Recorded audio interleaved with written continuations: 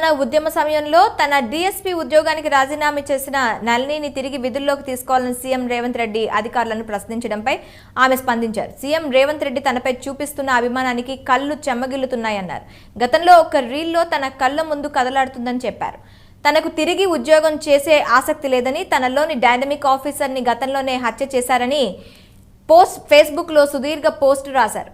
మీ ఆత్మీయత నా హృదయానికి గొప్ప సాంత్వన కలిగిస్తుందన్నారు నళిని.